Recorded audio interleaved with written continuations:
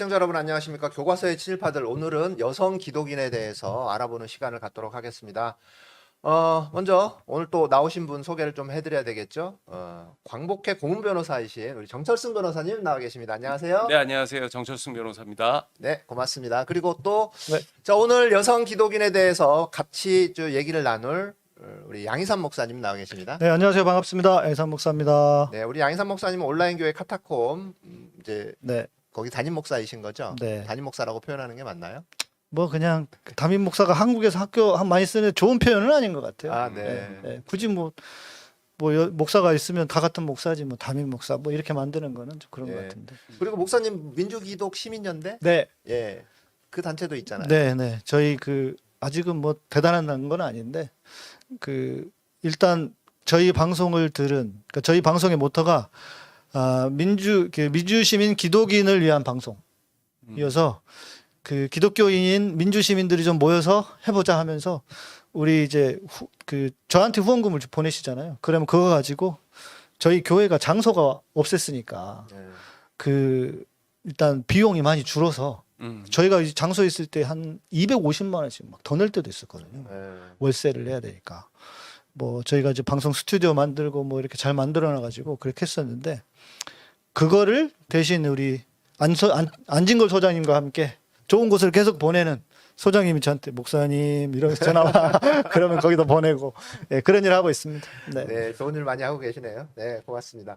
자, 오늘 여성 기독인에 대해서 이제 알아보기 전에 여성 단체, 친일 여성 단체를 먼저 우리가 좀 알아야 네. 되지 않을까 싶어요. 참고로 지난 시간이 좀 길어서 네. 오늘은 짧게 알겠습니다. 짧게 하겠습니다. 그러니까 단체 이야기하기 전에 이제 개화기 시대에 여성들이 어떤 큰 흐름을 가지고 있느냐를 좀 이야기를 먼저 해야 될 것 같아요. 네, 네. 그러니까 기독교 선교 초기인데, 그러니까 그때는 우리가 알고 있듯이 철저하게 유교적인 가부장적인 사회에서 그러니까 여성들이 많이 눌려 있었고 여성 해방 이런 쪽으로 좀 많이 작용을 했고 기독교를 통해서 그래서 기독교가 가지고 있었던 남녀 평등의 사상. 실제로 뭐 그거는 우리나라 역사에 기독교가 기여한 큰 축이라고 저는 생각을 해요. 그리고 또 여성의 교육을 이렇게 문맹이 많았던 시대에서 교육을 했던 교육의 역할을 잘 감당했던 그래서 자아 실현의 어떤 계기가 되는 하나의 축과 또 하나는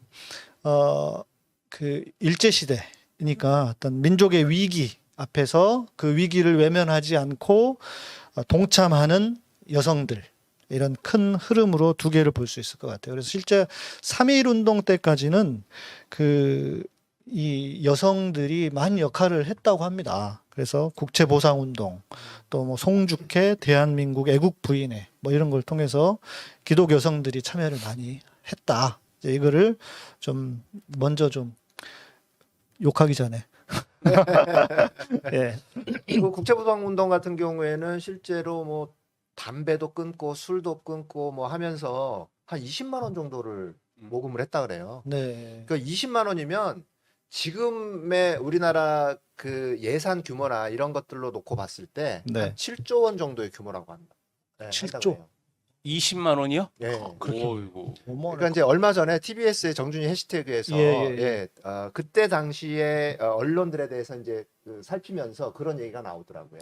그러니까 이제 뭐 그게 딱 무슨 환율 계산하듯이 딱 떨어지는 건 네. 아니겠지만 뭐 아주 그냥 굉장히 크게 큰 하면은 금액이라는 뭐 7조까지도 가능하다 이런 네, 정도 네. 의미겠죠. 네. 그러니까 그때 뭐 이제 남자들은 담배를 끊고 술 끊고 뭐 여자들 같은 경우에는 네. 금부치를 모으고 해서 국제보상운동에 이렇게 참여를 했다는 거죠. 우리나라는 진짜 국민들이 뛰어나. 의병의 나라에 우리나라는 진짜 그런 것 같아요. 리더들만 정신 차리면 좋은데. 네. 지난 시간에 기독교 교회들이 네. 대형 교회들이 친일하면서 네. 그때 뭐 모금 운동 해가지고 150 몇만 원. 150 몇만 원을 모아가지고 그거를 158만 원, 네. 전쟁 자금으로 보냈다. 헌납했다 그러잖아요. 네. 네. 그런데 또 이제 20만 원 국채보상운동으로 모았다고 하니까 그 교회들이 150만 원 모아냈다라는 건 진짜 어마어마하겠네요. 어마어마한 어마어마하네요. 돈이죠. 네. 맞습니다. 그때나 지금이나 교회가 돈이 많아. 네. 네, 계속해서 말씀해 주시죠. 네. 네. 그래서 이제 그 여성 단체, 친일 여성 단체는 크게 두 시기로 나누게 되는 것 같아요. 1937년부터 40년대까지, 그리고 40년 이후 이렇게 되는데, 1937년에는 방송 선전 협의회라는 게 이제 내선 일체를 이 소위 말하는 선각자들을 총동원해 가지고 이제 방송 강좌를 통해서 그거를 이제 내선 일체를 해가는 수양 강좌, 부인 강좌, 상식 강좌 뭐 이래 가지고 그 중에 이제 유명한 오늘 자주 이야기 나올 김환란 네. 제 옛날 여자친구 이름인데 지난 시간에는 양주삼에서 나하고 비슷한 이름이 나오더니 옛날 여자친구 이름이 우리 사모님 이거 방송 보고 계실 텐데 어떡하지? 괜찮아요. 네, 잘 알고 있습니다. 네. 그 고환경, 김환란, 이숙정 등이 활발하게 활동했다. 이제 그렇고 그 다음에 이제 중요한 게 이제 요 방송 선전협의회는 자료들이 좀 많이 안 남아 있더라고요. 네. 사진 자료들이. 그런데 다음이 뭐냐? 애국금차회라고 해서 네. 여기는 소위 말하는 이제 잘 나가는 여자들, 예, 그 부인들을 세워서 황군을 황송하고 환영하고 총후 가정을 위문한다. 이게 뭐냐면 총후라고 하는 개념이 뭐냐면 전장에서 싸우는 사람 뒤에 후방, 소위 말하는 총후. 후방, 예, 총후 이렇게 하면서 국방비를 헌납한다는 목적으로 전국의 유력한 부인들을 모아서 만든 기관. 그래서 금모으기 운동하고 비녀 아시다시피 이런 것들을 모아가지고 헌납하는 친일 어용 단체였다. 사진에 나오거든요. 네. 자, 이건 여기는 이제 아까 말씀하셨던 내선 일체 관련된 네, 부분. 내선 일체 관련해서 이렇게 이제 뭐 한국 신민 서사나 지난 시간에 한번 봤었잖아요. 네. 네, 그리고 두 번째 사진이 중요한데 이게 그 애국 금차회가 돈을 모아가지고 복납하는 장면. 그래서 금차 복납도라고 하는 사진도 그림도 네. 있더라고요. 맞습니다. 근데 그거는 뭐 비슷한 사진이어가지고 저 올리진 않았는데. 저 금차가 금비녀란 뜻이죠. 네, 네. 차자가 저기 비녀 차자라고 하는 것 네. 같아요. 그러니까 네. 금비녀를 사용할 정도면은 아주 그 지체 높은 그쵸. 예, 만화님이었겠죠. 예. 그러니까 부유한 집안의 만화님 그리고 당시에 뭐 기득권층의 만화님들이요. 그럼요. 저게 이제 저 당시 이미 조선은 귀족 제도가 시행되고 있었기 때문에 그렇네요. 예, 저 귀족 부인들이에요. 네, 네, 네. 그 친일파들이죠. 귀족이 일본에서 이렇게 그러니까 임명해주는 친일에 혁혁한 공을 세운 자들을 네. 일본에서 예, 그 저기 귀족 자기를 줬잖아요. 예. 자, 그리고 이제 반면에 이제 애국금차회가 잘 나가는 아줌마들이었다면 이제 평범한 그 여성들을 의식화시키기 위한 조선 부인 문제 연구회를 발족을 시킨다고 합니다. 그래서 조선 부인문제 연구회 네. 사진도 있네요. 저게 뭐 조금 사진이 겹치는 것도 있을 겁니다. 뭐 저기 사진에는 그 국민총 그 저기 전 시간에 봤던 그것도 있는데 이제 이렇게 부인 애들이 나서 가지고 조직화하고 해서 예를 들면 이렇게 했다고 해요. 일본 24단 산하의 20개 단체 여성들을 중심으로 국방 부인본부, 이화여전과 이화 보육 학생 400명을 중심으로 한 애국 자녀단 뭐 이렇게 쭉 애국 부인회 이런 걸 만들어 가지고 이제 시스템으로 돌리는 거죠. 예. 그렇게 저런 일들을 했다. 40년 이전에. 그 40년 이후에는 이제 더 악랄해지는 거거든요. 일제가. 그런데 사진도 보여주시면 전 시간에 우리 봤던 국민조선총력연맹과 함께 저렇게 이제 단순히 후방 부대가 아니라 최전선지대에 배치해서 노동력을 최대한 수탈해가면서 그 다음 사진이 있을까요? 근로 정신대가 한번 정신대 사진이 어디로 갔지? 네. 이거 조선 근로 정신대. 그 변호사님 정신대하고 위안부하고 좀 다르죠? 우리들이 보통 헷갈리는데. 정신대는 이제 그 정이라고 하는 것이 이렇게 몸을 던지다 뭐 이제 그런 거거든요. 그러니까 그냥 정신되는 몸을 던지는 사람들. 네. 그러니까 주로 무슨 뭐 노동을 제공한다거나 네, 네, 네. 뭐 이제 그런 거를 정신대라고 얘기를 하는데 그러니까 정신대는 여성들만 있는 게 아니죠. 남성들도 다 그렇죠. 정신대 예, 포함되는데 예. 위안부는 거기서 음. 여성들 중에 군인들을 상대로 이제 성적인 네, 네. 그러한 것을 제공하는 사람들인 거죠. 네. 그 지난 시간에 우리 국민총력조선연맹 이야기했었는데 여기에 구성된 임원준 중에 기독교 여성들인 고환경, 김활란, 이숙정, 황신덕 등이 참여했다. 그래서 그 이제 여성들이 이 그 친일에 적극적으로 참여했다. 이렇게 알 수 있고요. 사진 보여주시면 앞부분, 네, 저 사진이 이제 그 국민조성청년연맹에서 이제 전쟁으로 나가라 하는 거. 그리고 오른쪽에는 그 궁성여배 관련해 가지고 거기서도 이렇게 주도하면서 또 협력하면서 했다. 이런 거고요. 또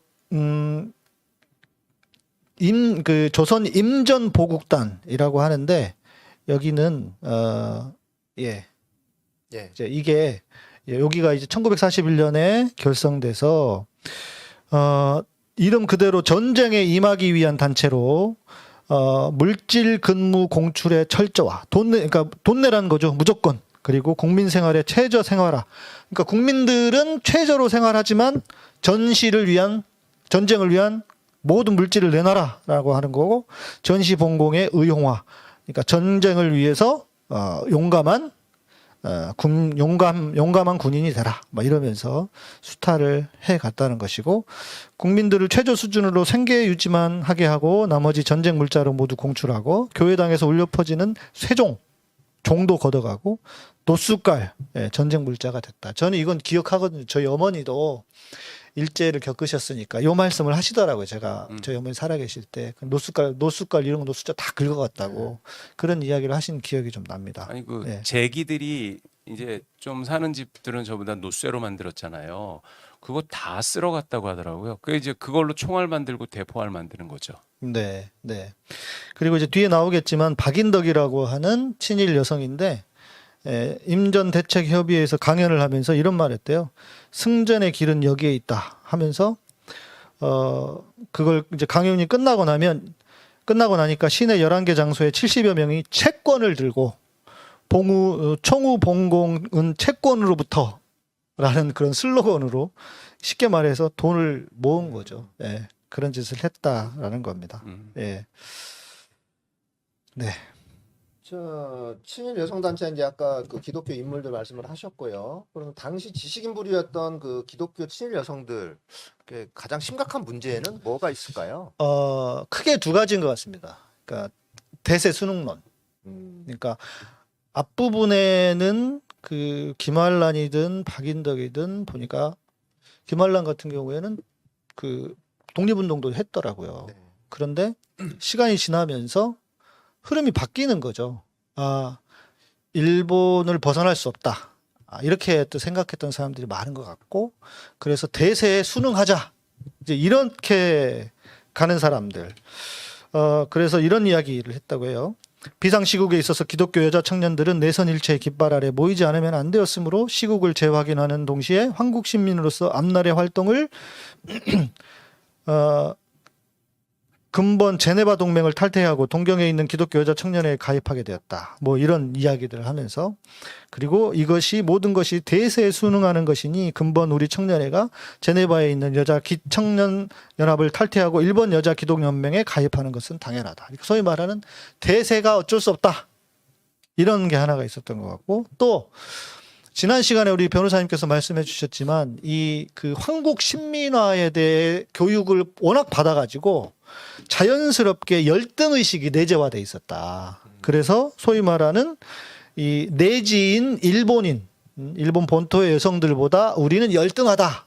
이게 자연스럽게 이렇게 내재화돼 버렸다는 거죠. 그래서 시국 인식도 부족하고, 그러니까 총후 보국 뒤에서 전쟁 지원을 잘 못하고 있다. 이런 식의 논조가 좀 많이 있었다.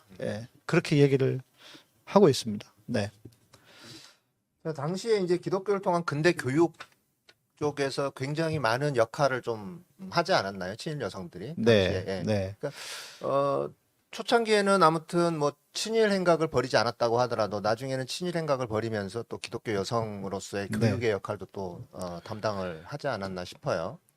그 이제 친일 여성들이 가지고 있었던 기본적인 그 사상이 방금 말씀드린 총후 봉공, 그러니까 네. 후방에서 지원을 해야 된다라고 하는 게 이 일단 가진 그 지배적인 생각이었는데 뭐였냐면 가정을 유지하면서 자녀를 키우는데 이 자녀가 황국 신민으로 자라도록 키운다는 거죠. 예.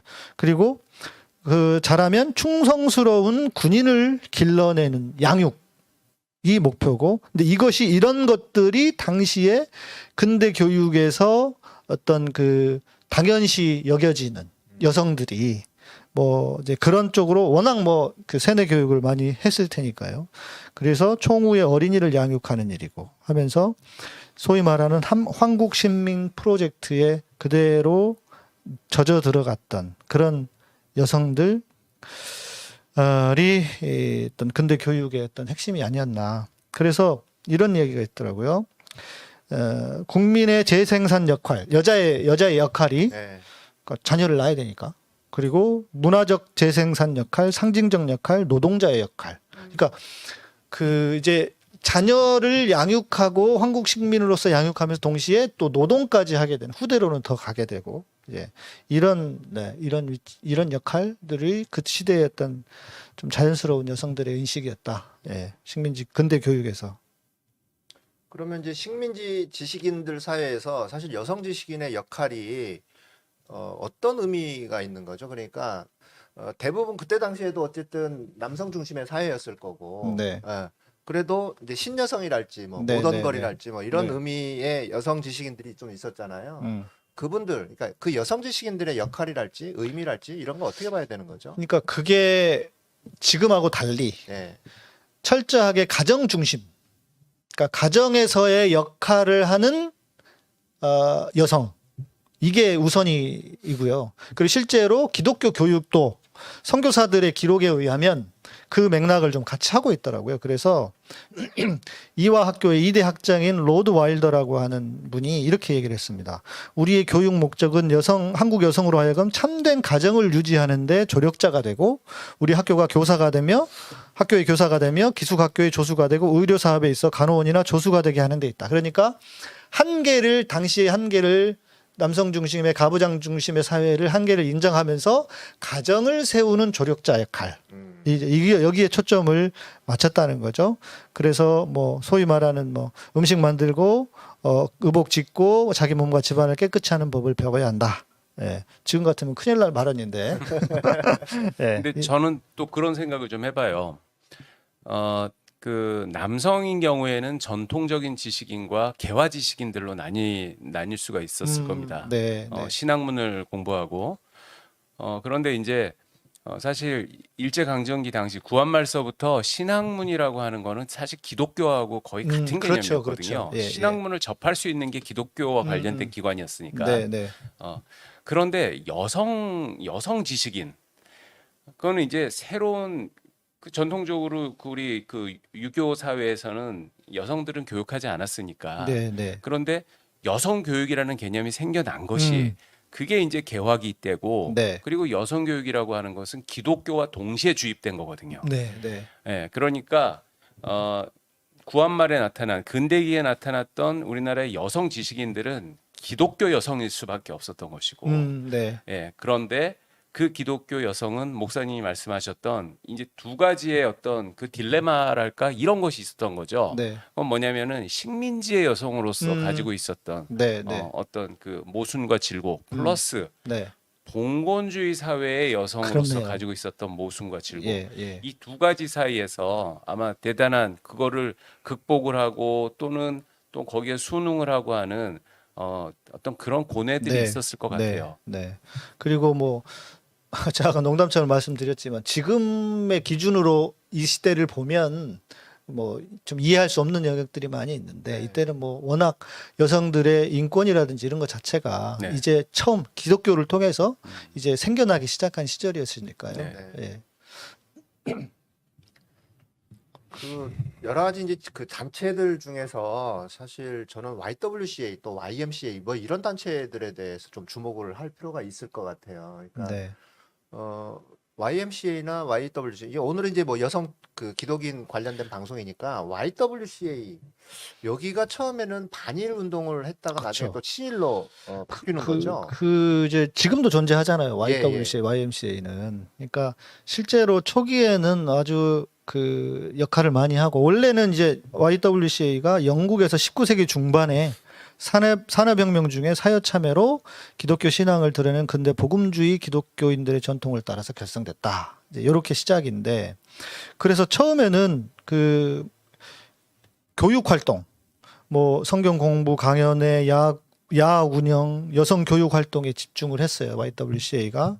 그리고 문맹 퇴치, 국산품 잠룡 운동, 금주 금연 운동, 공창 폐지 운동, 조원 폐지 운동 이러다가 이제 그 뒤에 계속 나오겠지만 이 친일 인물들이 YWCA의 대표들이 다 됩니다.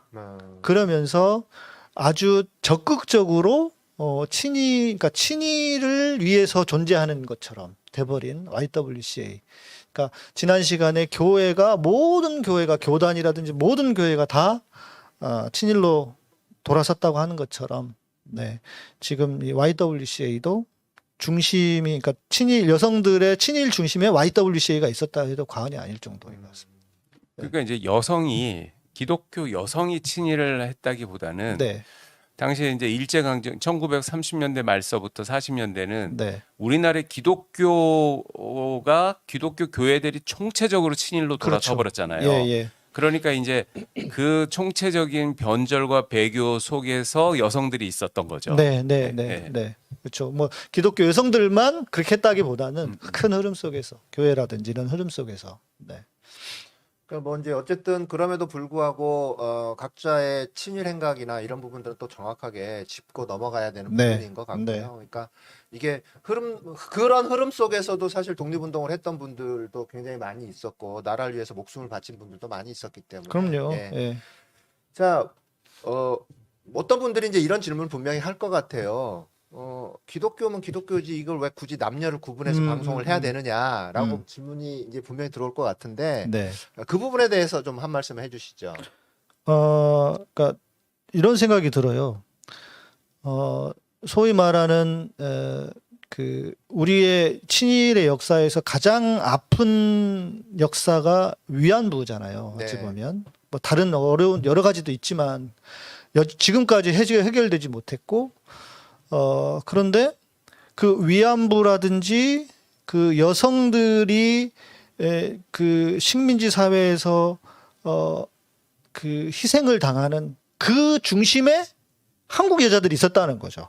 소위 말하는 한국의 근대 여성이라고 하는 리더라고 하는 사람들이 나서 가지고 그런 희생을 강요하고 그 위안부로 가도록 역할을 했다. 그래서 그런 측면에서 그 좀 여성들의 이 문제를 좀 점검해 보는. 그러니까 남자가 당시에 그 친일파 남자가 여자들에게 위안부를 가라고 독려하는 것보다 친일파 여성이 자신들의 제자나 아니면 일반 그 여성 군중들을 향해서 네. 위안부를 가라고 독려하는 거 이건 굉장히 그 느낌의 차이가 클 것 같아요. 아니, 친일파 남성은 예. 여성들을 대상으로 뭐 어떻게 하라고 얘기할 기회 자체가 없었어요. 네. 그냥 이제 친일파 남성들은 그 조선 청년들한테 저기 지원군, 그러니까 군인으로 입대해라, 지원해라, 이제 그렇게 했었던 것이지. 네. 여자들은 그 여성 지도자들, 네. 그러니까 당시 여성 지도자들은 다 기독교 여성들이었겠죠. 네, 네, 네. 이 사람들이 자기 제자나 아니면 부인회나 뭐 이런 단체를 통해서 우리 여자들도 가만히 있을 수 없다. 우리 여자들도 황군을 위해서 뭔가를 그 저기 힘을 보태야 된다. 이런 네. 식으로 해서 자연스러운 논리. 네, 네. 독려를 했는데 그것이 구체적으로 뭔지는 몰랐죠. 그 젊은 여성들이. 네. 근데 여하튼 자기네들의 스승이 자 그 전쟁터에 가서 너희들의 역할도 있을 것이다. 그거 가라. 뭐 이렇게 하니까 지원해서 갔더니 거기서 위안부가 돼버린 것이겠죠. 네. 네. 자, 그러면 본격적으로 친일 행적자 그 개인들을 좀 알아봐야 될 것 같아요. 네. 가장 유명한 친일파 그러면 전 김환란이 떠오르거든요. 그렇죠. 네. 네. 친일파 여성, 뭐 기독인이었고 그다음에 또 교육계에서 네. 굉장히 또 역할도 많이 했던 사람 중에 한 명인 거죠. 네. 자, 김환란은 어떤 인물인 거죠? 지금도 네. 이대 그 반신상이 있는 게 동상. 동상이 있는 게 김한란 씨 아닌가요? 예, 맞습니다. 네. 지금도 그렇죠. 존재하더라고요. 네, 네. 네. 이따가 그 뭐 부분은 또 얘기하겠지만. 다시 네. 한번 좀 얘기를 하기로 하고요. 김환란에 대해서 좀 말씀. 김환란은 본명이 아닙니다.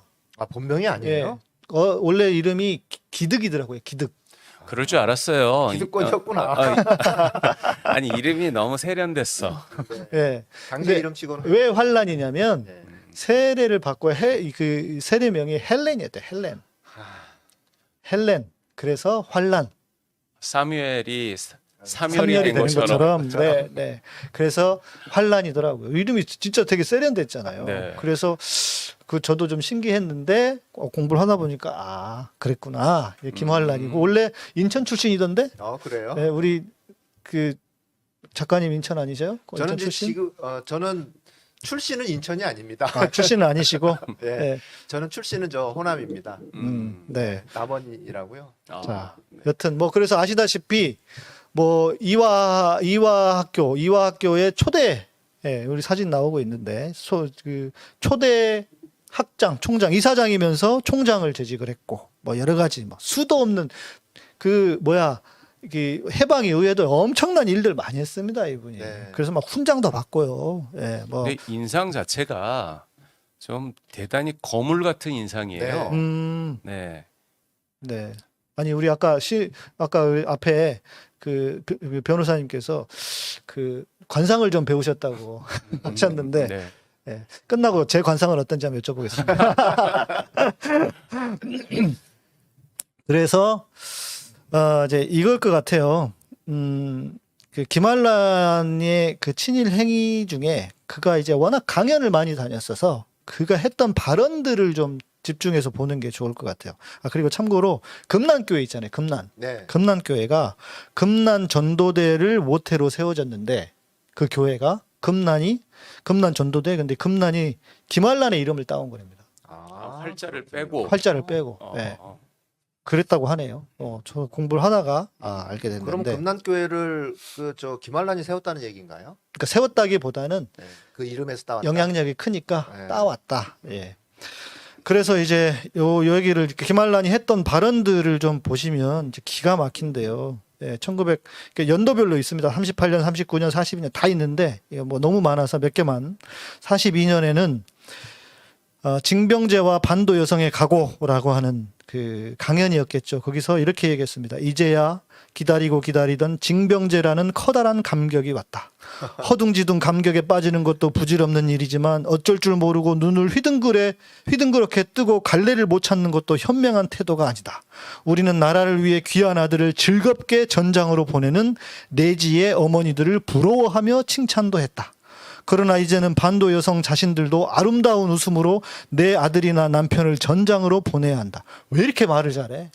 엄청나게 그냥 막 그들의 유고를 조용히 맞아들일 마음의 준비를 이제 우리에게도 국민으로서의 책임을 다할 기회가 있고 그 책임을 다함으로써 진정한 황국 시민으로서의 영광을 누리게 될 것이다.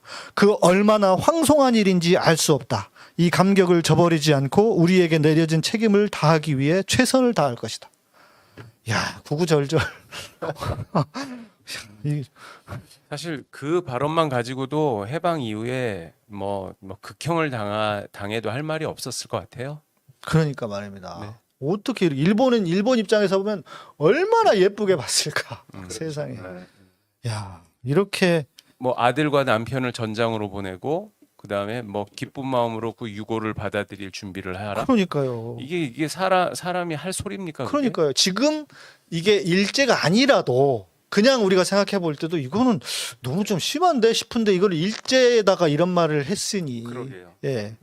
그리고 1943년 12월에는 또 그 조광이라고 하는 조간 월간 종합 잡지에 이렇게 썼다고 합니다. 학도병 진출에 북은 울렸다. 그대들은 여기에 발맞추어 용약 떠나련다. 용약이라고 하는 거 용감하게 가라 마음 놓고 뒷일은 총우는 그러니까 총우는 말씀드렸죠. 뒤에 이제 후방은 우리 부녀가 지킬 것이다. 남아로 태어나서 오늘같이 생의 참뜻을 느꼈음도 없었으리라. 학병 제군 앞에는 양양한 전도가 열리었다. 몸으로 국가에 순하는 거룩한 사명이 부여되었다. 따르는 국가에 따르는. 예, 참 말은 진짜 기가 막히게 잘하셨네. 예. 또 1943년 12월 25일 매일신보에 아시아 10억 민중의 운명을 결정할 중대한 결전이 바야흐로 최고조에 달하니 때 어찌 여성인들 잠자코 구경만 할 수가 있겠습니까? 이번 반도 학도들에게 열려진 군문으로 향한 광명의 길은 응당 우리 이화 전문학교 생도들도 함께 걸어야 될 일이지만 오직 여성이라는 한 가지 이유 때문에 참여를 못하는 것입니다. 그러나 싸움이란 반드시 제1선에서만 있는 것이 아닙니다. 이런 의미에서 우리 학교가 앞으로 여자 특별 연성소 지도원 양성기관으로 새로운 출발을 하게 된 것은 당연한 일인 동시에 생도들도 한국 여성으로서 다시 없는 특전이라고 감격하고 있습니다. 특전이래요. 아, 참. 네. 또 이제 다 얘기하고 있습니다. 제가 하도 화가 나가지고 44년 1월에 진두에 나설 여성 전문생의 결의 더욱이 반도에는 광명의 징병제가 실시되는 만큼 그에 따라 반도 부인들의 임무는 중대하다. 훌륭한 군인을 반도에서 많이 진출시키느냐 못하느냐는 어머니의 손에 달린 것이다. 이러한 중대한 책임자인 어머니가 무색해지는 큰 문제이다. 여기에 우리 학교가 특별 연성소 지도자 학교로 연성소로 새 출발을 하게 된 까닭이 있는 것이다. 아까 얘기한 거. 네. 뭐 이런 식으로 그리고 내지 여성에게서 본받아야 할 훌륭한 부덕을 가르쳐서 황국 여성으로서 부끄럽지 않을 자격을 가지게 해야 할 것이다. 이런 훌륭한 발언들을 하셨네요. 예. 김환란 여사께서. 어이가 없어서 말이 안 나와요. 제가 지금. 그 일전에 우리가 다뤘던 친일 음악가들 중에서 이제 조명암이라는 작사가가 네. 있었는데 아주 천재적인 그런 그 시를 쓰는 분인데 그분의 이제 그 가사가 보면은 네. 그런 식으로 막 전장으로 이렇게 이제 네. 나가라고 독려하고 네. 막 그 어떤 희생을 즐거운 마음으로 받아들여라고 굉장히 뭉클한 그 엄청난 미사역으로 네, 가사로 이렇게 예, 하는 그런 사람이 있어요. 김한란도 보니까 이제 딱 그 뛰어난 언변으로 이제 그렇게 사람들을 홀리고 다녔었네요. 네. 그런데 뭐 여하튼 저런 사람이 해방 이후에 반민특위에 의해 가지고 뭐 그 자기의 잘못에 상응하는 처벌을 받지 못한 것도 안타까운 일이지만 오히려 그 사람은 해방 이후에 더 활발하게 맞습니다. 활동을 네, 했죠. 엄청난 막 상도 받고 네. 더 승승장구하고 그랬죠. 네, 승승장구했어요. 네. 그거 좀 말씀을 드려보면 네. 1950년에는 공보처장을 했고요. 공보처 장관이니까 네. 말 잘하니까 네. 아예 그냥 정부에서 아마 이승만 대통령이 임명을 했을 예, 것 같은데 아마, 예. 야 너 사람들한테 이렇게 뭐 잘 그 뭐랄까 선동 뭐 이런 거 네, 잘하니까 네, 네. 너 장관해라 이런 거죠. 네. 그러니까 공보처라면 이제 우리 시청자분들이 그게 어떤 부서인지 잘 모를 수도 있을 것 같아요. 그러니까 국정홍보처. 국정홍보원, 네, 그러네. 국정홍보처. 예, 네. 예. 그렇게 보면 될 것 같아요. 거기에 대한여자기독교 청년연합회 이사장, 적십자사 부총재, 적십자사 한국여학 사협회 회장, 또 국제연합총회 한국 대표. 그래서 수십 차례 국제회의에 참석하고 그러니까 유엔 총회에서 네. 한국을 대표해서 나간 거예요. 그러니까요. 네, 한국 대표단의 네. 대표로. 상도 많이 받았습니다. 1963년에는 막사이 사이상, 공익부분상과 미국 감리교에서 수여하는 다락방상을 수상하였고 외교 발전에 이바지한 공로로 1970년 1등 수교 훈장이 추서되었다. 네. 그 유엔 대표로 활동을 했기 때문에 네. 참 그러니까 그 친일파는 기회주의자였다. 이 말이 딱 맞는 말이죠. 네, 그렇죠. 변신의 귀재들이고 네, 네. 자, 그런데 이제 특이한 게 하나 있었습니다. 1965년에 본인이 쓴 책이 있더라고요. 그 빛 속의 작은 생명이라고 하는 본인의 어떤 그 자서전 본인의 이야기를 쓴 책인데 여기에 본인의 자백이 나옵니다. 그 친일 행적과 관련해서 이것도 모르겠어요. 이게 진심으로 적은 건지 아니면 뭐 모면하기 위해서 핑계를 대기 위해서 한 건지 모르겠지만 한번 좀 들어볼 필요는 있을 것 같아요. 1944년 여름 나는 그들에게 끌려서 징병 유세를 다녀야 했다. 아니 아까 그렇게 엄청난 그 미사여구의 말을 한 거에 비하면 끌려서 유세를 다녔다. 이게 좀 이해가 안 되는데. 끌려서 다녔다는 것 치고는 너무 그 아름다운 언어 그러니까요. 했잖아요. 네. 말이 안 되는 것 같아요. 예. 말을 어떤 거를 적어놓은 원고를 강제로 읽게 할 수는 있지만 네. 강제로 네가 말을 지어내서 해라 이렇게 강요할 수는 없어요. 그렇죠. 예. 네. 그 아까 전에 들어보면은 자기의 재능을 자기 재주를 최선을 다해서 그러니까요. 발휘해서 얘기를 했잖아요. 예, 예, 예. 그래놓고 뭐가 내키지 않았는데 끌려다녔다고 말합니까? 그러니까요. 내가 일본 정부에 의해서 고통을 받은 것은 헤아릴 수도 없는 것이지만 이때만큼 나의 심신을 그르쳐 놓는 사건은 없었다. 숨을 턱턱 막는 폭양과 그보다 더 기세등등한 감시와 강요하에 나는 살이 떨리고 양심이 질식할 징병유세를 하지 않을 수 없었다. 그래, 더웠었나 보구만. 네. 한마디 한마디가 나의 영혼을 새까맣게 물들듯이 나를 어둡게 해주었다. 뭐 사실이라면 양심은 있었던 것 같고요. 나는 그렇게 질질 끌려다니면서 그때까지 그렇게나 이화를 지켜보겠다고 바둥거리며 남아있다가 이러한 일마저 하지 않을 수 없게 된 나의 처사를 거의 후회하기까지 했다. 이게 핑계인데 항상 위해서. 뭐 학교를 지켜보기 위해서 뭐를 지키기 위해서 뭘 어떻게 하기 위해서 이게 다 핑계를 댄단 말이에요. 그러니까 당시에 이제 그 반일 운동을 했던 숭실대는 폐교까지 됐잖아요. 그러니까요. 예. 그러니까 폐교가 될 각오를 하고 싸워야 되는 거지. 학교를 지키기 위해서 친일 행각을 했다. 이건 말이 안 되는 거예요. 정확하게 말하면요. 예. 이화를 지키기 위해서 그런 게 아니라 자신을 이화 여전 총장직을 지키기 위해서 한 거고 그렇죠. 예. 교회를 지키기 위해서 친일을 한 게 아니라 그 교회 담임 목사직을 지키기 위해서 친일을 한 거죠. 네. 그러니까 철저하게 자기의 이익을 자기의 이익을 지키기 지키기 위한 위해서 거지. 네. 그러니까 뭐 이렇게 뭐 자기가 쓴 책이니까 뭐 그건 뭐라고 못 하겠지만 그러면서 이제 또 이렇게 나와요. 그해 겨울 나는 심한 안지를 얻고야 말았다. 이러면서 광명을 가리우는 나의 병은 당연한 형벌처럼 느껴졌다. 내가 남의 귀한 아들들을 죽는 길에 나가라고 권고했으니 나 장님이 되어도 억울할 것이 없지. 남의 밝던 마음 어둡혀주고 나는 나 스스로에게 선고나 하듯이 계속해서 중얼거렸다. 당연한 형벌이니 장님 되어도 할 말 없지. 나는 하나님 앞에 나의 죄를 고하는 마음으로 그렇게 각오하면서 더듬거리는 손으로 피아노의 건반을 어루만졌다. 또 피아노 건반을 왜 또 어루만져? 진심이었을까? 뭐 모르겠습니다. 저는 뭐 의심할 수밖에 없고요. 그랬다면 적어도 그런 상을 받으면서 다니지는 않았지 않았을까. 예, 예. 그러나 여튼 뭐 이렇게 얘기를 했다고 하니까, 예. 일말의 양심은 있었나? 하는 생각 때문에 한번 제가 가져와 봤습니다. 그러면 더 나쁜 사람이죠. 그쵸. 예. 예. 자기가 남의 집 귀한 그 아들들을 사지로 몰아넣는 짓을 하고 있다라는 걸 인식하면서 그러고 다녔다는 거 아니에요. 그러니까요. 예. 그거는 그 사람한테 조금이라도 좀 그 긍정적으로 판단할 게 아니라 네. 더 나쁜 사람이라고 네. 비난해야 될 근거 같아요. 네. 그러니까 제가 어제 우리 방송을 하는데 어젠가 그제 누가 그런 질문을 하시는 거예요. 지금 민주당이 하는 말을 들으면은 그 말도 맞는 것 같고 또 국민의힘이 막 말하는 거 보면 그 말도 맞는 것 같고 그렇다는 거예요. 그래서 그럴 수 있을 것 같아요. 말이라는 건 다 어떻게 하느냐에 따라 달라. 그러니까 그 일단은 우리가 봐야 할 것이 말의 의미를 깊이 들여보는 눈을 가져야 하고 더 중요한 것은 어떻게 행동했느냐를 봐야 되는 것 같거든요. 과거에 어떻게 살았느냐. 이렇게 말하는 건 누구도 할 수 있습니다.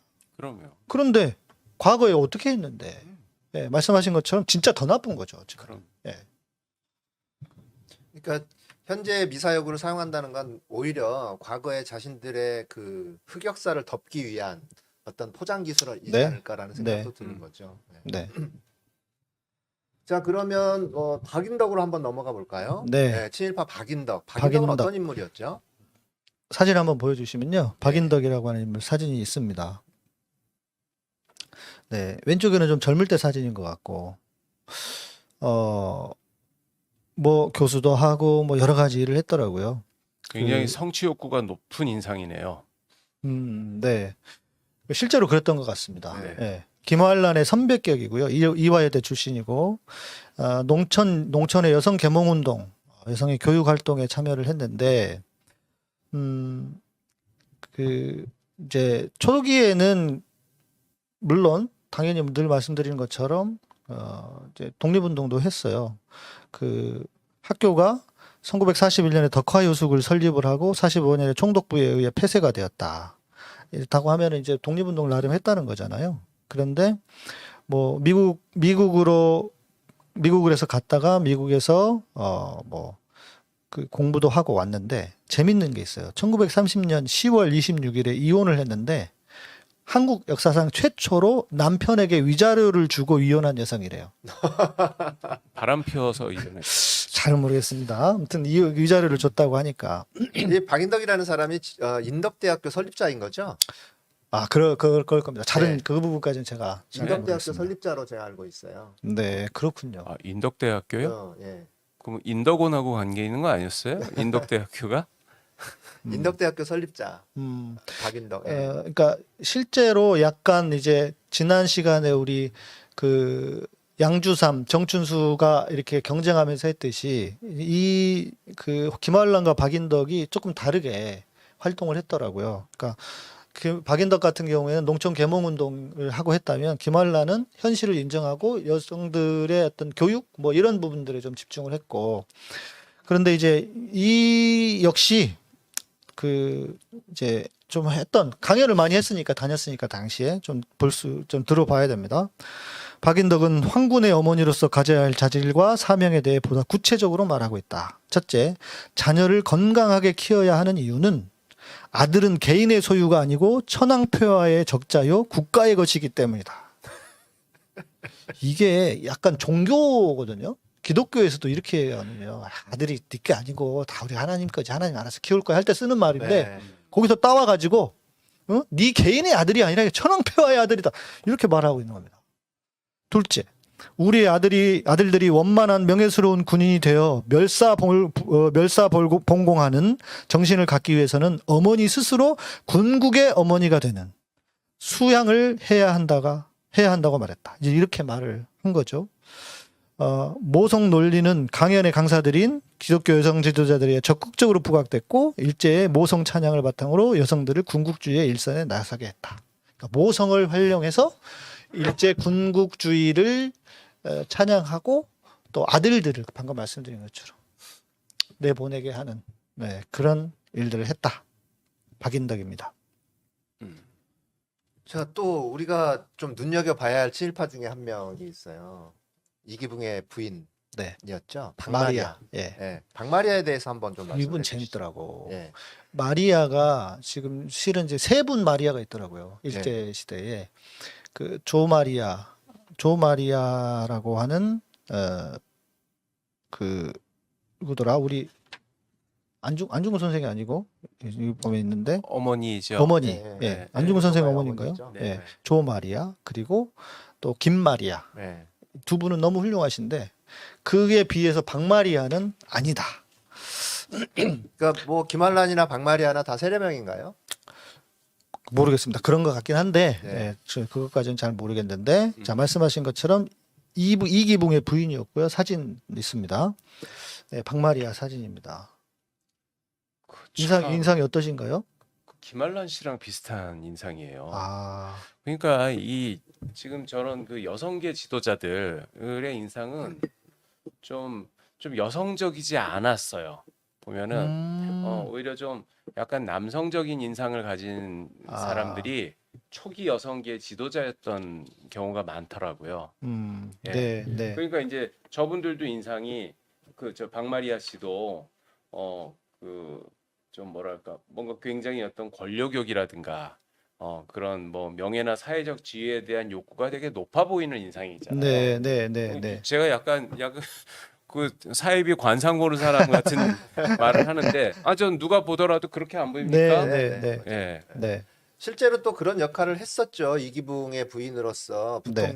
부통령 이기붕의 부인으로서 그랬죠. 실제로 네. 본인이 권력을 다 좌지우지했던 맞아요. 그런 상황들도 그게 왜 있었죠. 그랬냐면 예, 자기 아들을 이승만의 양자로 보냈답니다. 그렇죠. 이강욱인가요? 예. 이강석. 이강석. 네. 그래가지고 이제 이 일가 이승만 일가하고 아주 밀착해가지고 수직 상승, 급상승의 출세를 하고 이화여대 부총장, 뭐 동창회 회장 이래가지고 뭐 그런 절대적 영향력을 키웠다 하는데, 그러니까 그 박마리아의 어머니가 감리교 목사 정춘수, 지난 시간에 우리 봤던 네, 정춘수 집에서 가정부로 일을 했대요. 어이구. 그래요. 예. 그러면 가정 환경은 그렇게 여유 있는 집안은 아니었던 모양. 그랬던 것 같습니다. 서울 출신도 아니고 강릉 출신인데, 예. 그래서 그러면서 개신교에 입문하고 전도사가 됐답니다. 그 어머니가. 그래서 이제 학창 시절에는 정춘수의 주선으로 엄마하고 관계가 있으니까 경기도 개성의 감리교 계열 여학교인 호수돈 여자 보통학교에 입학을 하고, 이때는 생활이 매우 어려울 때라 민면으로 들어가는 주위에 권유가 있었으나 학업에 대한 욕심으로 힘들게 학교에 입학을 하고 재학 중에는 우수한 성적을 받았고, 아까 우리 변호사님께서 말씀하신 게 이제 증명이 되고 있습니다. 성취욕이 강하면서. 네. 그래서 윤초의 딸로 개성에 살고 있던 윤봉이의 도움을 받아서 겨우 학교를 마쳤다. 가난했는데 그 엄청난 그 야망이 있었던 사람이었다고 봐야 되겠죠. 자수성가형 인물이네요. 그러네요. 네. 예. 그러면서 미국까지도 갑니다. 선교사 주선으로 도움을 받아가지고 유학해가지고 벤더빌트 대학에서 입학하고 학사학위, 석사학위까지 받고. 어이구. 예. 그러니까 또 그런데 재밌는 게 있어요. 보니까 그러니까 야망이 컸다고 하는 것이, 원용덕이라고 하는 세브란스 의학 전문학교 출신의 의사가 있었는데, 그 원씨라면은 미국인이죠. 미국 사람입니다. 그렇습니까? 네. 네. 그런데 재밌는 건 연인 사이였는데 미국 유학 생활 중에 원용덕하고 헤어지고 이기붕을 만난 겁니다. 그래요. 음.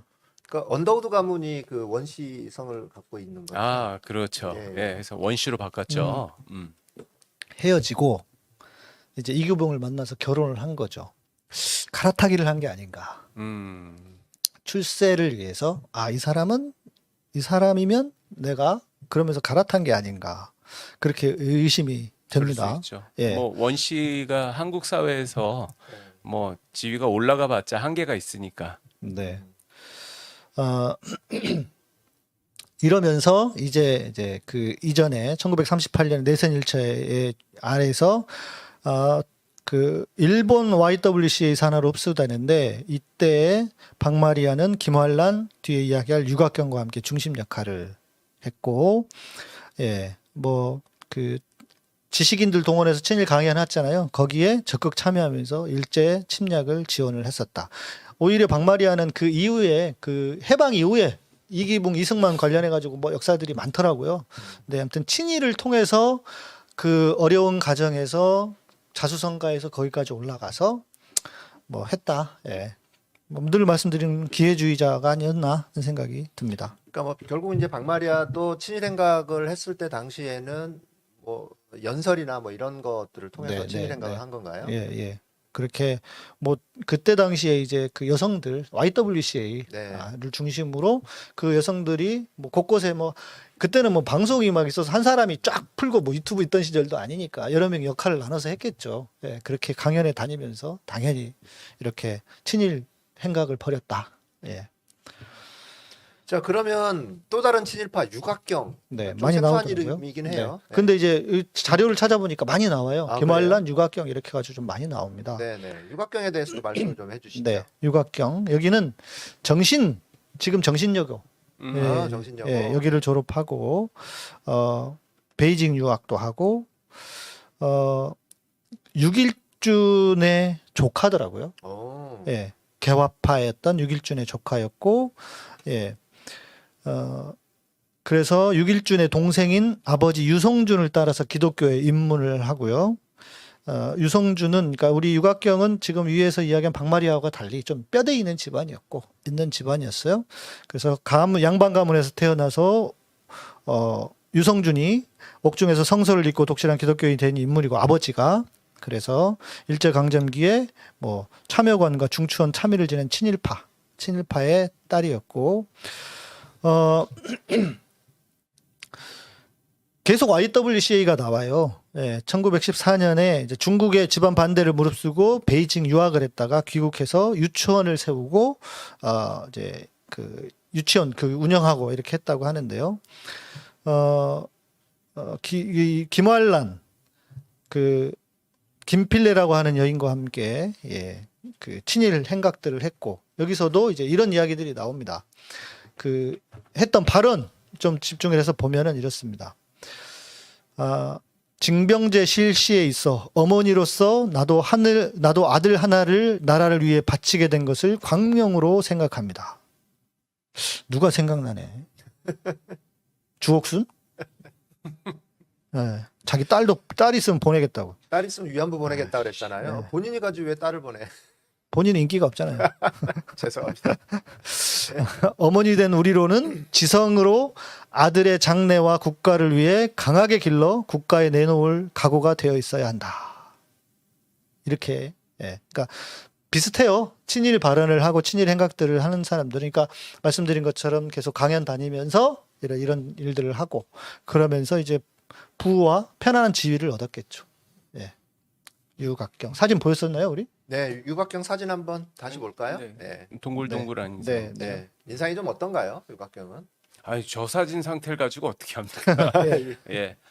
그런데 그 아까 전에 이제 그 김한란 씨서부터 해가지고 그 신여성들에 비하면은 저 유각경 씨는 이제 양반 집안 그 따님이라는 거죠. 네. 그래서 좀 약간 전통적인 그러네요. 예. 좀 그런 느낌은 나죠.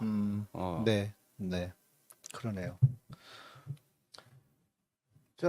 우리가 또 이화여대 출신이라고 알고 있는 네. 유관순 열사 있잖아요. 유관순 열사도 사실 이렇게 그분이 이제 했던 어떤 만세운동, 3.1 만세운동에 참여했던 거나 이런 부분들에 있어서 분명히 중요한 역할을 하시긴 하셨는데 그 이화여대 출신자들이 자신들의 친일 행적을 지우기 위해서 유관순 열사를 좀 과도하게 띄웠다. 그래서 유관순 열사가 좀 미화됐다라는 그런 또 얘기가 이야기가 있어요. 그래서 저도 좀 찾아보니까 이 유관순 열사의 기념 사업을 주도한 사람이 초기에 박인덕이었답니다. 아까 봤던 우리. 네. 두 번째 김활란 다음으로 봤던 박인덕이 그래서 자신의 일제 말의 친일 행적을 유관순의 신화를 통해서 덮으려는 의도는 아니었을까. 네. 근데 이게 이제 실제로 유관순의 존재가 세상에 알려지기 시작한 게 해방 후 박인덕의 주도로 기념 사업이 추진되면서부터였는데 이게 이렇게 근거가 있더라고요. 괜히 하는 말이 아니고 유관순은 그때까지 당시 때까지만 해도 대중에게 알려지지 않은 3.1 운동의 희생자 가운데 한 사람이었고 그래서 일제강점기 사료에는 유관순의 사진과 인적사항, 죄목, 형량 등이 기재된 감시 대상 인물 카드가 유일하게 자료로 남아 있다는 거죠. 그리고 이제 샌프란시스코에서 발간된 1919년 9월 2일자 신한민보에 한 이화 여학생 체포, 소녀의 양치는 원수에게 피살이라는 기사 중에 서울 이화학당 학생 누구 여사는 자신의 양친이 오랑캐 외적에게 피살을 당하여 분기의 마음을 단단히 먹고 각처로 돌아다니며 독립운동을 계속하다가 외적의 손에 붙들려 감옥에 피수하였다는 내용이 나오는데 이 학생이 정확하게 유관순으로 기록되어 있지는 않고 이렇게 추정될 뿐이다. 네. 해서 말씀하신 것처럼 어떤 의도적으로 기독교계와 박인덕이 좀 의도적으로 좀 한국판 잔다르크로 좀 띄운 게 아니냐라고 하는 설이 있습니다. 네. 문제 제기가 있는 거죠. 네. 예. 그러니까 당시에 이제 3.1 만세 운동 그때 당시에 우리 한반도 그리고 또 북쪽에 이제 북간도까지 해가지고 만세 운동이 각각의 지역별로 한 3, 4천 건 정도가 있었다 그래요. 근데 네. 그 3, 4천 건 정도의 각각의 지도자들이 한 명씩 있었다고 하더라도 3, 4천 명 정도가 되는 거잖아요. 그러니까 전국 각처에 3, 4천 명의 유관순이 있다고 한다면 사실 만세 운동의 그러니까 지금 현재 유관순의 어떤 그 알려져 있는 그런 부분들이 다른 그러니까 사람들에 비해서 너무 과도하게 좀 띄워져 있는 거 아니냐라는 네. 생각도 드는 거죠. 저희가 뭐 폄훼하거나 그런 거는 그렇죠. 예, 아니고. 유관순 열사를 저희가 네. 폄훼하려고 네, 하는 그럼요. 얘기는 절대 아닙니다. 그건 예, 아니고. 그런 얘기는 아니고. 네. 예. 근데 역사에서 가끔씩 이렇게 좀 그분보다 더 많이 알려지거나 어떤 분은 또 너무 덜 알려지거나 네. 이런 분들이 있는데 그런 설이 있다. 그런데 그게 하필이면 박인덕이 기념사업회장이 돼가지고 하니까 이게 좀 이렇게 의구심을 가질 수 있는 문제를 제기하는 분들이 있다. 네. 예, 그렇다는 게 아니라 그렇다. 설이 있다는 정도로 말씀을 드릴 수 있을 것 같습니다. 네네. 네.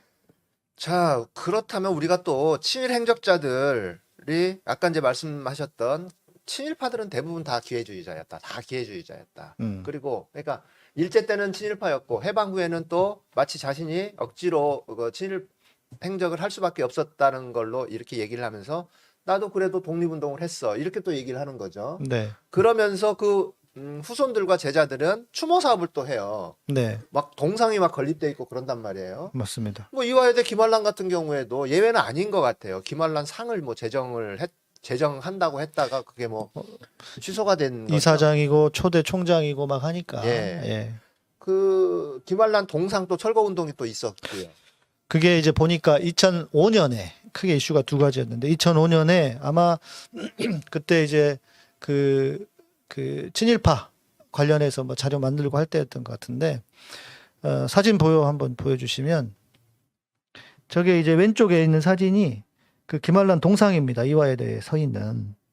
그런데 이제 학생들이 이제 포스트잇 같은 걸로 붙이면서 그 시위를 했던 것 같아요. 네, 김환란 동상 철거 요구 포스트잇 붙이기라고 네. 써 있네요. 예. 2005년 4월 25일 민노당 이화여대 학생위원회가 25일 낮 12시에 대학 내 김환란 동상 앞에서 이화여대 친일 잔재 청산을 위한 기자회견을 열고 김환란상 폐지와 동상 철거 등을 요구했다. 이대 학생위는 성명서에서 이화의 자랑스러운 선배는 친일파 김환란 초대 총장이 아닌 이화 학당의 재학생으로서 독립운동에 자신을 헌신한 유관순 의사가 되어야 한다며 한국의 여성운동은 김환란 이화여대 총장을 극복하지 않으면 발전이 없다고 지적했다. 그러면서 저렇게 포스트잇 보내고 저런 일을 했다는 거죠. 그러니까 이제 여기서 유관순 의사를 박인덕이 그렇게 뭐 무슨 기념사업회장을 맡아가지고 계속해서 존재감을 이렇게 키우고 유명하게 만든 어떤 의도가 있지 않았느냐 하는 의구심이 들은 거죠. 이제 이런 그 이대 그 학생회 발표 내용을 들어봤을 때 이거 충분히 그럴 만하다라는 느낌이 들죠. 네. 그런데 이 뭐 김환란뿐만 아니라 뭐 저기 그 고려대에는 인천 김성수 동상도 있고 네. 뭐 그런 논란이 되는 동상들은 많아요. 너무 많죠. 도처에 너무 있는데 많죠. 저는 그 학생들이 예. 동상을 철거하라라는 요구를 했다라는 얘기는 많이 들었지만 그래서 철거된 예를 하나도 없어요. 들어본 적이 없거든요. 네. 그래서 네. 지금 이제 저 아까 관련한 것도 사진 한번 다시 보여주시겠습니까? 오른쪽에 있는 게 이거는 이제 2017년도에 학생들이 저렇게 그 밑에 편말을 설치를 한 거예요. 네, 화면에도 보이지만 이화는 친일파 김환란의 동상이 부끄럽습니다 하고 저거를 학생들이 모금을 해가지고 세워놨더라고요.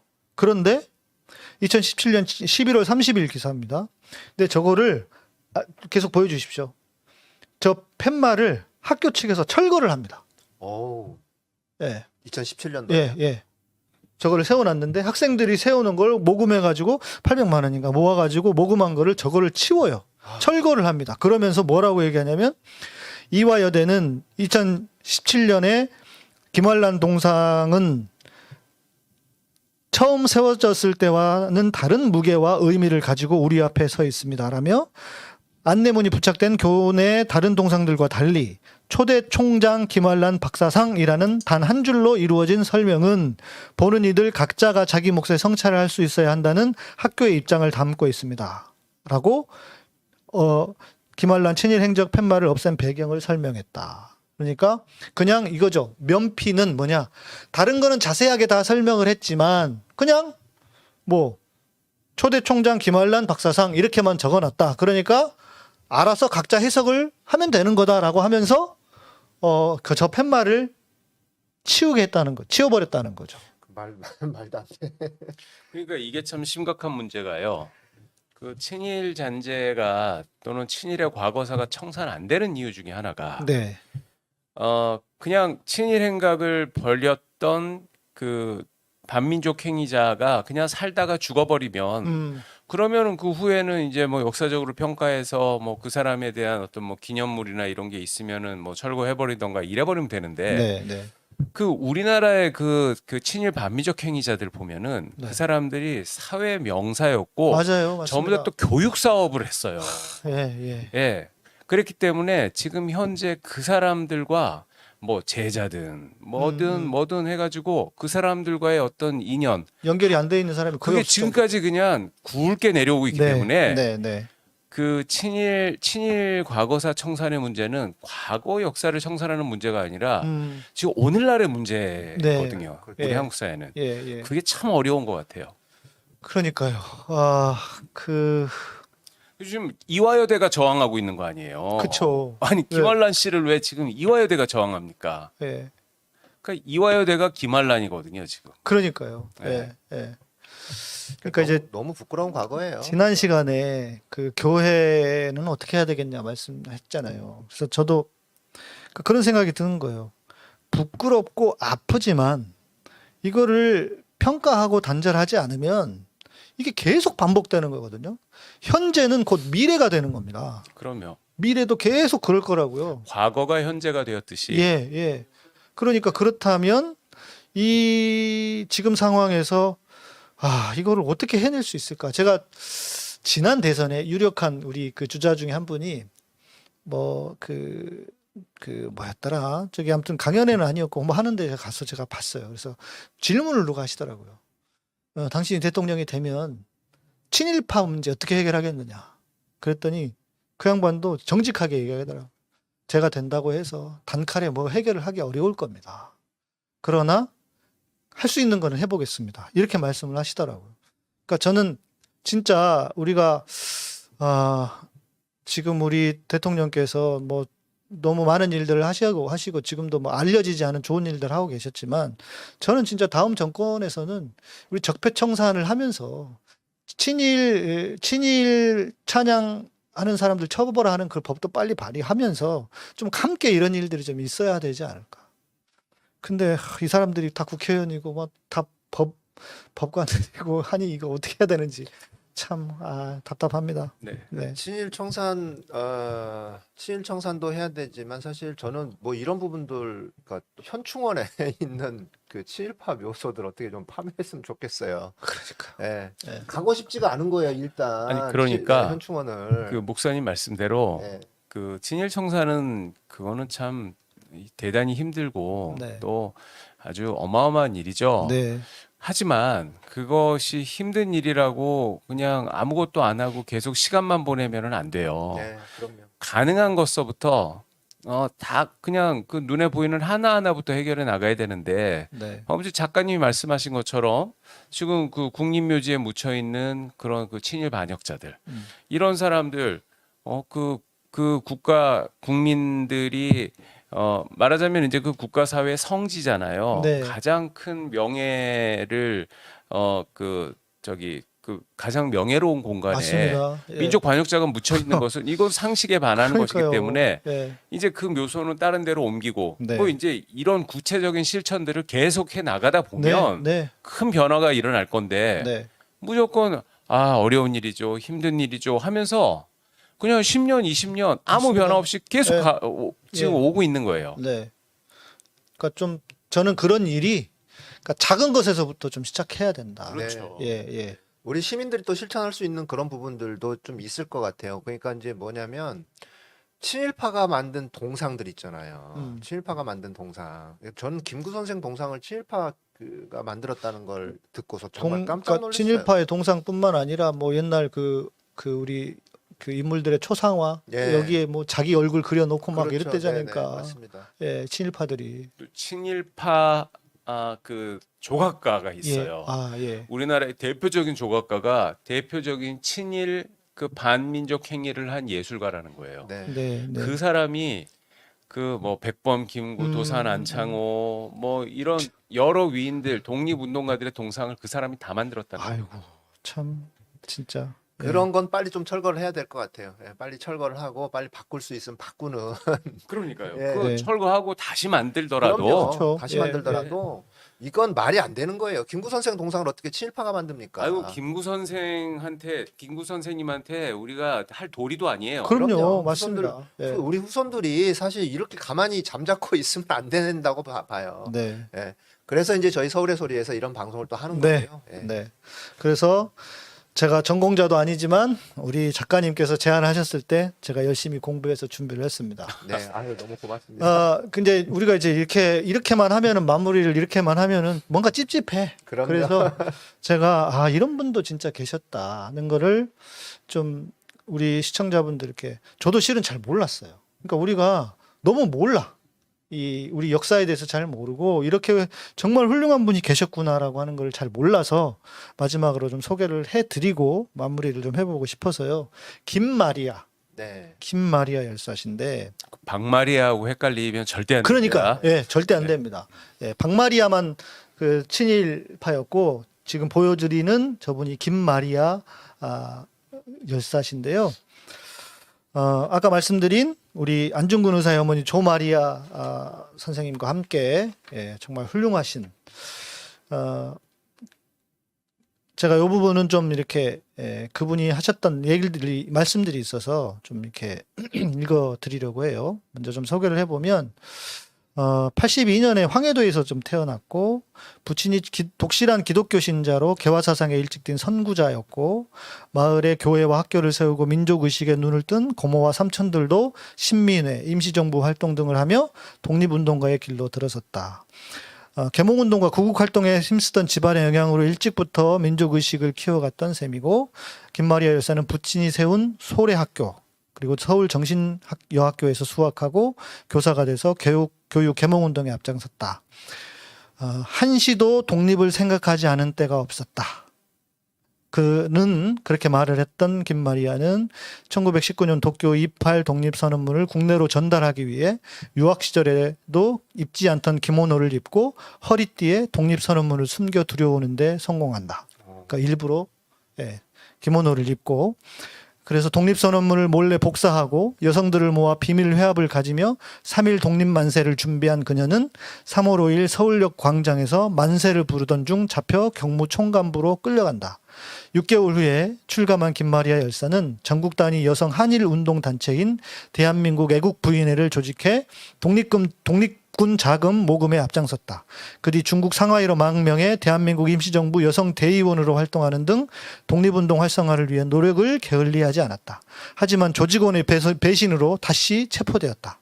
일제는 김마리아를 구둣발로 짓밟고 물과 고춧가루로 코에 넣고 양손을 묶고 바늘로 찌르고 대나무 봉으로 머리를 집중적으로 때려 머리 밑을 함몰시켰다. 그것도 부족해 가슴과 성기를 인두불로 지지는 악행을 저질렀다. 김마리아는 끝내 입을 열지 않았고 증거 불충분으로 풀려났다. 하지만 고문 후유증으로 평생 심한 두통과 신경쇠약에 시달려야 했다. 인두불로 지짐을 당한 고문으로 저고리 앞섭이 짝짝이가 되는 것을 보고 양녀가 김마리아를 부둥켜 안고 울었다는 대목에서 같은 여성으로 울컥함을 감추게 됐다. 제가 기사에서 좀 가져온 글인데요. 당시 조선 여성으로 누구보다 많이 배웠지만 개인의 출세와 권력을 탐하지 않았던 그녀는 자신의 능력을 조선의 여성들을 일깨우고 연대하여 어떻게 하면 조선의 독립을 앞당길 수 있을지를 고민하는 데 썼다. 다르잖아요. 개인의 출세와 권력을 탐하지 않았기 때문에 이런 일을 할 수 있었던 거죠. 그녀는 조선의 독립을 위해 고난과 고통을 하지 않았다. 일제에 저항하며 꿋꿋하게 신앙과 양심을 지킨 여성 지도자 김마리아는 1943년 12월 13일 세상을 떠났고 시신은 그녀의 유언대로 화장하여 대동강에 뿌려졌다. 대한민국 정부는 62년 김마리아에게 건국훈장 독립훈장을 추서했고 그는 생전에 나는 대한의 독립과 결혼했다고 말하곤 했다고 전해진다. 예. 정말 대단하신 분이네요. 그러니까요. 참 훌륭하고 이런 분- 감동적이고요. 예. 오늘 자꾸 이제 그 유관순 열사 얘기가 나오는데 물론 유관순 열사도 참 숭고한 희생을 하신 네. 그 우리 자랑스러운 선조신데 그 여성 독립 운동가를 대표하는 그러한 존재로서 그 우리 그 일반 평범한 사람들은 유관순이라는 이름을 기억을 하지 네. 김마리아라는 이름을 기억하진 않잖아요. 그러니까요. 예. 그런데 그것은 여성 독립 운동가들도 남성 못지않게 네. 정말 적극적이고 또 뛰어난 활약과 그런 것을 했거든요. 네. 네. 예. 그렇기 때문에 그런 여성 독립 운동가를 기억하기 위해서는 유관순 열사보다 더 김마리아 열사를 기억을 할 필요가 있을 것 같은데 네. 그게 잘못된 거예요, 지금. 네. 아마 기념 사업회가 없었던 모양이죠. 그런 것 같습니다. 예. 그래서 지금 그 우리가 좀 뒤늦었지만 네. 우리가 정말 좀 그 유관순 열사 못지않게 자세히 기억해야 될 여성 독립운동가로서 네. 김마리아 그 열사를 다시 한번 재조명하고 재발견하고 네. 좀 그런 어떤 운동이라도 해야 될 것 같아요. 네, 네. 그래야 될 것 같습니다. 네. 예. 저도 이번에 이거 준비하면서 알았으니까요. 네. 우리가 얼마나 지금 이 진짜 헌신하고 훌륭한 분들을 기려서 후손들이 이렇게 본받기 위해서 노력해야 되는데 그럼요. 너무 우리가 이런 일에 게을리지 않나 너무 안타깝습니다. 그 우리나라 지금 현재 수많은 여성 단체들이 가장 그 1세대의 여성 지도자 선배라고 생각하는 사람들이 뭐 네. 김알란, 네. 뭐 박인덕, 광마리아 이런 사람들이 그러니까요. 예. 아니 다 그래요. 지금 무슨 뭐 이대 총장이 자기 스승이라고 하면서 김알란을 거론하잖아요. 네. 바로 그쪽 사람들이 지금 우리나라 여성계 지도자들인데 네. 과연 우리나라 여성계 지도자라는 사람들이 음. 김마리아와 같은 삶을 지금 따라서 살고 있냐 말입니다. 그러니까요. 예. 예. 그래서 이거는 사실 여성계도 깊이 반성해야 될 일 없어요. 그러네요. 예. 예. 혹시 그 여성계 유력한 사람들도 또 친일파 후손들이 있어서 그런 거 아닐까? 그럴 수도 있죠. 예. 핵심은 이거 같습니다. 개인의 출세와 권력을 탐하지 않았다. 네. 예. 정말 중요한 포인트인 것 같아요. 네. 음. 그러니까 저는 이제 이런 생각이 들었어요. 제가 쭉 이렇게 뭐 그 준비를 해보면서 지난 시간에도 말씀을 드렸지만 그 우리 영화에 유명한 그 대사가 나오잖아요. 독립이 될 줄 몰랐다. 독립이 될 줄 알았으면 내가 이렇게 했겠느냐. 뭐 이렇게 변명을 했잖아요. 그 말을 하면 뒤통수를 때려버려야 돼. 그러니까요. 그게 지금 그건 말이에요, 방구예요, 네. 그게. 근데 그거는 죄 지은 놈이 잡힐 줄 몰랐다. 그러니까요. 내가 잡힐 줄 알았으면 했겠냐. 예. 그거랑 똑같은 거 아니에요? 그러니까요. 그러니까 그러면서 또 뭐라고 얘기했냐면 신사참배를 한 사람들이 나도 피해자다. 내가 하고 싶어서 했겠냐. 이렇게 말하는 것과 같은 건데 근데 이게 저는 변명으로밖에 안 들리는 거예요. 왜냐하면 이렇게 사신 분이 있잖아. 김마리아 열사처럼 사신 분이 있잖아요. 네. 진짜 개인의 출세와 권력을 탐하지 않고 살아서 우리가 정말 뒤늦게라도 정말 너무 훌륭한 분이시고 저도 준비하면서 이분 이렇게 생각하니까 정말 너무 찡해지더라고요. 그런데 그런 분들이 있었는데 어떻게 그런 분들 앞에서 감히 그따위 말을 하냔 말이에요. 그럼요. 그거는 있을 수 없는 일이고 네. 결국은 이거 핵심인 것 같아요. 진짜 자신의 지위와 부를 놓지 못해서 친일을 한 것이지 어쩔 수 없이 뭐 했다. 이거는 다 진짜 이게 나쁜 구라고요. 다 나쁜 인간들이 변명하는 거고 절대 거기에 속아 넘어가면 안 된다. 네. 내가 왜 그 자리에 있어야 했는가? 굳이 그걸 거부하고 그럴 수 있는 선택권은 다 누구에게나 있었을 겁니다. 예. 이 부분은 우리들이 잘 생각을 해야 될 부분이 아닌가. 그리고 이런 김마리아 여사 같은 분을 진짜 우리들이 잘 기리는 그런 모든 적폐를 청산해 가면서 이제 역사도 좀 바로 세워가야 하지 않을까. 네, 네. 맞습니다. 아주 훌륭하신 김마리아 열사를 소개해 주셔서 감사합니다. 네, 그러네요. 네. 저도 부끄럽지만 이제 알게 돼서 덕분에 준비하면서 알게 돼서 감사합니다. 학교 다닐 때 김마리아를 배운 것 같아요. 그래요? 네, 저는 못 들어본 것 같아요. 그래요. 저는 못 들어. 유관순만 알았어요. 맨날. 학교 다닐 때 우리 국어 시간에 중학교 3학년, 2학년, 3학년 정도에 좋은 학교 나오셨나 보다. 좀 배운 것 같아요. 우리 뭐 같은 교과서를 쓰지 않았나요? 아니, 마리아가 너무 여러 명 있어갖고 예. 그러니까 제가 박마리아랑 헷갈리면 안 됩니다. 그러니까요. 예, 예, 예. 예, 박씨만 조심하면 될 것 같아요. 예. 지금 이제 들어보니까 옛날에 그 배웠던 기억이 살짝 좀 나는 것 같기도 하고 그래요. 저희 아버님이 또 교직에 오랫동안 계셔가지고 아버님이 저희가 썼던 교과서를 다 모아놓으셨어요. 네. 아직까지. 그래서 음. 저희 집 그 창고라고 해야 되죠. 서재가 아니고 창고에 저희 형제들 7남매가 썼던 그 교과서가 다 모여 있어요. 한 3,000권 됩니다. 그래요? 그 어떻게 처리를 좀 어마어마하시네.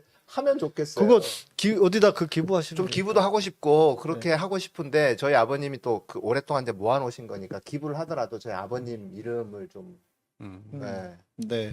그런데 저희 아버님으로 좀 기부를 했으면 좋겠는데. 근데 정작 우리 저 얘기를 안 한 것 같아요. 제자를 위안부로 보내다니. 네. 저 얘기를 안 했네. 제자를 위안부로 보낸 것도 얘기를 좀 해야. 아이고 김알란이 그러면서 제자를 보냈다는 거 네, 아니에요? 네. 예, 그러니까 그 위안부 누구였느냐? 보냈어. 김알란에 대한 예, 이야기였습니다. 김알란이었다. 예, 예. 예. 그러니까 제자를 위안부로 보내고 나서 나중에 본인이 뭐 회개를 하고 후회를 하고 뭐 하는 그런 내용이 자서전에 있지만 네. 사실 그건 나중에 시대가 바뀌니까 일제 시대에서 지금 뭐 대한민국이 건국이 돼가지고 이제 이게 시대가 나중에 바뀌니까 그따위 소리를 하고 있는 거죠. 아니, 이건 광복했는데 만세 부른 거랑 같은 거죠. 그럼요. 예. 친일 행각을 벌였던 친일파들도 광복되니까 나와서 만세를 뭐 만세 운동에 같이 동참을 했다는 거죠. 네. 대한독립 만세를 같이 했다는 거예요. 그러니까 해방 이후에 광복군 입대한 사람들이 그렇게 많다는 거 아닙니까? 예. 자, 오늘 또 방송하다 보니까 1시간이 또 훌쩍 넘었네요. 네, 끝으로 그렇습니까? 네. 하실 말씀 또 있으시면 한 말씀 해주시죠. 네, 오늘 뭐 이렇게 원래 문제가 많았던 사람들이라고 알았던 사람들이 진짜 얼마나 문제가 많았었는지도 알았고요. 네. 그다음에 또 몰랐지만 우리가 지금까지 우리 후손들이 몰랐다라는 것이 너무나 죄송한 그런 숭고한 삶을 사셨던 훌륭한 선조도 계셨다는 사실을 알았습니다. 네. 여하튼 우리가 모든 것은 제대로 아는 것에서 시작된다라고 생각합니다. 네. 어떤 일이 있었는지 그리고 어떤 분들이 어떤 자들과 어떤 분들이 있었는지를 좀 알기 위해서 우리는 노력해야 될 것 같습니다. 네, 고맙습니다. 우리 양인사 목사님 한 말씀 해주시죠. 저는 일제시대 우리 독립운동하신 우리 선조들을 생각할 때마다 내가 만약에 그 시대에 태어났으면 어땠을까 생각을 참 많이 해봐요. 그러니까 우리 집안의 독립운동가 집안은 아닌데, 제가 지금 하고 있는 걸 생각해 보면, 하는 짓을 생각해 보면, 내가 적어도 친일은 안 했겠다는 생각은 들어요. 네, 한국 교회 안에서 교회에서 한국 교회 개혁해야 된다고 하면서 제가 이렇게 애써서 해보는 걸 하고 생각해 보면 다행히 친일은 안 했을 것 같은데 그렇다고 내가 이렇게 적극적으로 아마 고문받는 거 이런 생각하면 막 저는 너무 그 힘들고 두려워서 뭐 아마 그분들도 다 똑같았을 거예요. 뭐 그게 고문받는 게 좋아서 받았겠어요. 설마. 다 똑같죠. 뭐. 그렇죠. 근데 여튼 저도 생각을 해봅니다. 내가 그랬다면 어떻게 했을까? 근데 저는 못 버텼을 것 같아, 솔직히. 근데 이런 그 아까도 그 우리 김마리아 열사 같은 분들도 그렇게 견뎌내셨다고 하는 걸 보면서 야, 참 정말 너무 훌륭하고 정말 존경해야 할 선조들이 계셨기 때문에 그분들이 계셨기 때문에 지금 우리나라가 그나마 이렇게 좋은 나라가 되어 있다.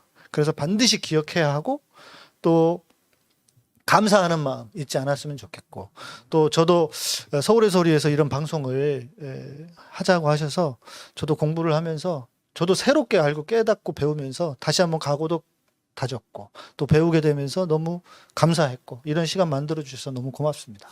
네, 고맙습니다. 제가 고맙죠. 예, 오늘 교과서에 친일파들 여성 기독인에 대해서 알아봤는데요. 예, 2회 연속 지난 시간에는 이제 남자 목사와 장로에 대해서 알아봤고요. 우리 기독교 내부의 친일파 문제 좀 쉬운 문제가 아닙니다. 청산하는 것 자체가 쉬운 문제는 아닌데 어쨌든 우리 시민들도 깨어 있어야 되고 국가에서도 이 친일파를 청산하기 위해서 친일 문제를 청산하기 위해서 계속적인 좀 노력을 좀 해주셔야 될 것 같습니다. 자, 오늘 방송 여기서 마치도록 하겠습니다. 네, 고맙습니다. 네, 감사합니다. 감사합니다.